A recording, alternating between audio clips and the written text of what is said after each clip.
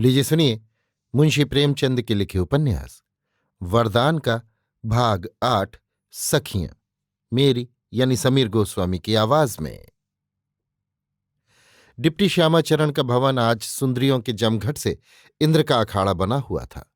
सेवती की 4 सहेलियां रुक्मणी, सीता, रामदेई और चंद्रकुंवर 16 सिंगार किए इठलाती फिरती थीं। डिप्टी साहब की बहन जानकी कुंवर भी अपनी 2 लड़कियों के साथ इटावे से आ गई थी। इन दोनों का नाम कमला और उमादेवी था। कमला का विवाह हो चुका था, उमादेवी अभी कुंवारी थी। दोनों सूर्य और चंद्र थीं। मंडप के तले डोमनियां और गवनी हारने सोहर और सोहाग अलाप रही थीं।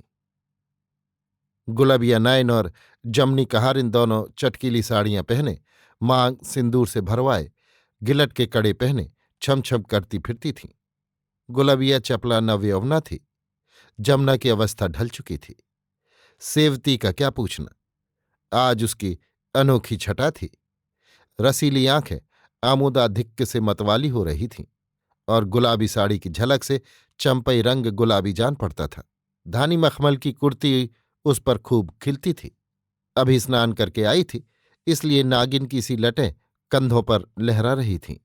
छेड़छाड़ और चुहल से इतना अवकाश न मिलता था कि बाल गुथवा ले। महाराज इनकी बेटी माधवी छींट का सुंदर लहंगा पहने, आंखों में काजल लगाए भीतर बाहर किए हुए थी। रुक्मणी ने सेवती से कहा, सिन्नो, तुम्हारी भावच कहाँ है? दिखाई नहीं देती। क्या हम लोगों से भी पर्दा है? रामदेई मुस्कुराकर, पर्दा क्यों नहीं है? हमारी नजर न लग जाएगी। सेवती, कमरे में पड़ी सो रही होगी, देखो अभी खींचे लाती हूं। ये कहकर वो चंदा के कमरे में पहुंची। वो एक साधारण साड़ी पहने चारपाई पर पड़ी द्वार की ओर टकटकी लगाए हुए थी। इसे देखते ही उठ बैठी। सेवती ने कहा, यहां क्या पड़ी हो? अकेले तुम्हारा जी नहीं घबराता? चंदा, "उह, कौन जाए, अभी कपड़े नहीं बदले।" सेवती, तो बदलती क्यों नहीं? सखियां तुम्हारी बाट देख रही हैं। चंद्रा, अभी मैं न बदलूंगी। सेवती, यही हठ तुम्हारा अच्छा नहीं लगता? सब अपने मन में क्या कहती होंगी? चंद्रा, तुमने तो चिट्ठी पढ़ी थी, आज ही आने को लिखा था ना। सेवती, अच्छा, तो ये उनकी प्रतीक्षा हो रही है, ये कहिए, तभी योग साधा है। चंद्र, दोपहर तो ही, स्यात अब ना आएंगे। इतने में कमला और उमादेवी दोनों आ पहुंची। चंद्रा ने घूंघट निकाल लिया और फर्श पर आ बैठी। कमला उसकी बड़ी ननद होती थी। कमला, अरे, अभी तो इन्होंने कपड़े भी नहीं बदले। सेवती, भैया की बाट जो रही हैं, इसलिए ये भेष रचा है। कमला, मूर्ख है, उन्हें गरज होगी, आप आएंगे। सेवती, इनकी बात निराली है। कमला, पुरुषों से प्रेम चाहे कितना ही करे, पर मुख से एक शब्द भी ना निकाले, नहीं तो व्यर्थ सताने और जलाने लगते हैं। यदि तुम उनकी उपेक्षा करो, उनसे सीधे बात न करो, तो वे तुम्हारा सब प्रकार आदर करेंगे, तुम पर प्राण समर्पण करेंगे।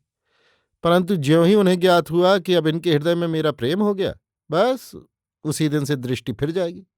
सैर को जाएंगे तो अवश्य देर करके आएंगे, भोजन करने बैठेंगे तो मुंह जूठा करके उठ जाएंगे, बात बात पर रूठेंगे। तुम रोगी तो मनाएंगे, मन में प्रसन्न होंगे कि कैसा फंदा डाला है। तुम्हारे सम्मुख अन्य स्त्रियों की प्रशंसा करेंगे। भावार्थ ये है कि तुम्हारे जलाने में उन्हें आनंद आने लगेगा।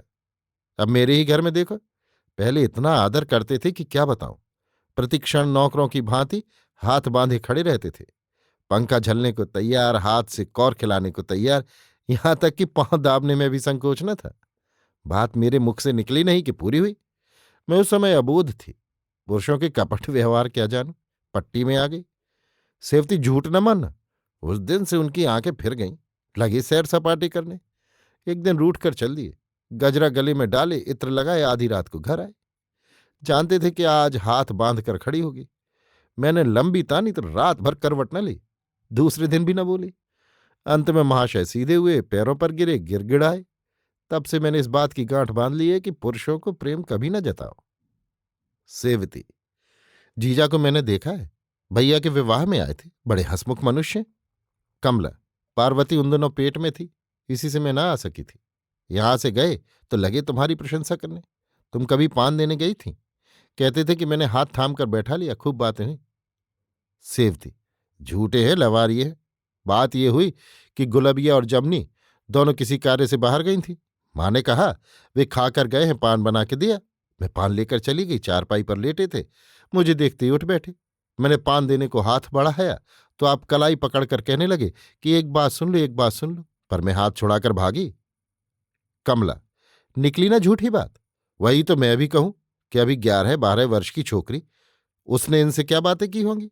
परंतु नहीं, अपना ही हट किए जाए। पुरुष बड़े प्रलापी होते हैं। मैंने ये कहा, मैंने वो कहा। मेरा तो इन बातों से हृदय सुलगता है। ना जाने उन्हें अपने ऊपर झूठा दोष लगाने में क्या स्वाद मिलता है। मनुष्य जो बुरा भला करता है उस पर पर्दा डालता है। ये लोग करेंगे तो थोड़ा, मिथ्या प्रलाप का आल्हा गाते फिरेंगे ज्यादा। मैं तो तभी से उनकी एक बात भी सत्य नहीं मानती। इतने में गुलबिया ने आकर कहा, तुम तो यहां ठाणी बतलात हो और तुम्हारी सखी तुमका आंगन में बुलाऊती है। सेवती, देखो भाभी, अब देर न करो। गुलबिया, तनिक इनकी पिटारी से कपड़े तो निकाल ले। कमला चंद्रा का श्रृंगार करने लगी। सेवती सहेलियों के पास आई। रुक्मणी बोली, वाह बहन, खूब, वहां जाकर बैठ रही, तुम्हारी दीवारों से बोलें क्या। सेवती, कमला बहन चली गई, उनसे बातचीत होने लगी, दोनों आ रही हैं। रुक्मणी, लड़कोरी है ना। सेवती, हाँ, 3 लड़के हैं। रामदेव, मगर काठी बहुत अच्छी है। चंद्रकुंवर, मुझे उनकी नाक बहुत सुंदर लगती है, जी चाहता है छीन लूं। सीता, दोनों बहनें एक से एक बढ़कर हैं। सेवती, सीता को ईश्वर ने अच्छा वर दिया है, इसने सोने की गौर पूजी थी। रुक्मणी जलकर, गोरे चमड़े से कुछ नहीं होता। सीता, तुम्हें काला ही भाता होगा। सेवती, मुझे काला वर मिलता तो विष खा लेती। रुक्मणी, यों कहने को जो चाहे कर लो, परंतु वास्तव में सुख काले ही वर से मिलता है। सेवती, सुख नहीं, धूल मिलती है, ग्रहण सा आकर लिपट जाता होगा। रुक्मणी, यही तो तुम्हारा लड़कपन है, तुम जानती नहीं। सुंदर पुरुष अपने ही बनाव श्रृंगार में लगा रहता है, उसे अपने आगे स्त्री का कुछ ध्यान ही नहीं रहता। यदि स्त्री परम रूपवती हो तो कुशल है, नहीं तो थोड़े ही दिनों में वो उससे भागने लगता है। वो समझता है कि मैं ऐसी दूसरी स्त्रियों के हृदय पर सुगमता से अधिकार पा सकता हूं। बेचारा काला और कुरूप पुरुष सुंदर स्त्री पा जाता है तो समझता है कि मुझे हीरे की खान मिल गई। अपने रूप की कमी को वो प्यार और आदर से पूरी करता है। उसके हृदय में ऐसी धुकधुकी लगी रहती है कि मैं तनिक भी इससे खट्टा पड़ा तो वो मुझसे घृणा करने लगेगी। चंद्रकुंवर, दूल्हा सबसे अच्छा वो जो मुंह से बात निकलते ही पूरी करे। रामदेव, तुम अपनी बात न चलाओ, तुम्हें तो अच्छे अच्छे गहनों से प्रयोजन है, दूल्हा कैसा भी हो। सीता, ना जाने कोई अपने पुरुष से किसी वस्तु की आज्ञा कैसे करता है, क्या संकोच नहीं होता। रुक्मणी, तुम बपरी क्या आज्ञा करोगी, कोई बात भी तो पूछे। सीता, मेरी तो उन्हें देखने ही से तृप्ति हो जाती है, वस्त्राभूषणों पर जी ही नहीं चलता। इतने में एक और सुंदरी आ पहुंची, गहने से गोंदने की भांति लदी हुई, बढ़िया जूती पहने, सुगंध में बसी, आंखों में चपलता बरस रही थी। रामदेव, आओ रानी आओ, तुम्हारी ही कमी थी। रानी, क्या करूं, निगोड़ी नायन से किसी प्रकार पीछा नहीं छूटता था। कुसुम की मां आई तब जाके जूड़ा बांधा। सीता, तुम्हारी जैकेट पर बलिहारी है। रानी, इसकी कथा मत पूछो, कपड़ा दिए 1 मास हुआ, 10-12 बार दर्जी सी कर लाया, पर कभी आस्तीन ढीली कर दी, कभी सियन बिगाड़ दी, कभी चुनाव बिगाड़ दिया, अभी चलते चलते दे गया है। यही बातें हो रही थी कि माधवी चिल्लाती हुई आई, भैया आए, भैया आए, उनके संग जीजा भी आए हैं, ओहो ओहो। रानी, राधाचरण आए क्या। सेवती, हाँ, चलूं तनिक भाभी को संदेश दिया। क्यों रे, कहाँ बैठे हैं। माधवी, उसी बड़े कमरे में, जीजा पगड़ी बांधे हैं, भैया कोट पहने हैं, मुझे जीजा ने रुपया दिया। ये कहकर उसने मुट्ठी खोल कर दिखाई। रानी, सित्तो, अब मुंह मीठा करा। सेवती, क्या मैंने कोई मनौती की थी। ये कहती हुई सेवती चंद्रा के कमरे में जाकर बोली, लो भाभी, तुम्हारा सगुन ठीक हुआ। चंद्रा, क्या आ गए, तनिक जाकर भीतर बुला लो। सेवती, हाँ, मर्दाने में चली जाऊं, तुम्हारे बहनोई जी भी तो पधारे हैं। चंद्रा, बाहर बैठी क्या कर रहे हैं, किसी को भेजकर बुला लेती, नहीं तो दूसरों से बातें करने लगेंगे। अचानक खड़ाऊ का शब्द सुनाई दिया और राधाचरण आते दिखाई दिए। आयु 24-25 बरस से अधिक न थी। बड़े ही हंसमुख, गौरवर्ण, अंग्रेजी काट के बाल, फ्रेंच काट की दाढ़ी, खड़ी मूछें लवंडर की लपटें आ रही थीं। एक पतला रेशमी कुर्ता पहने हुए थे। आकर पलंग पर बैठ गए और सेवती से बोले, क्यों सित्तो, 1 सप्ताह से चिट्ठी नहीं भेजी?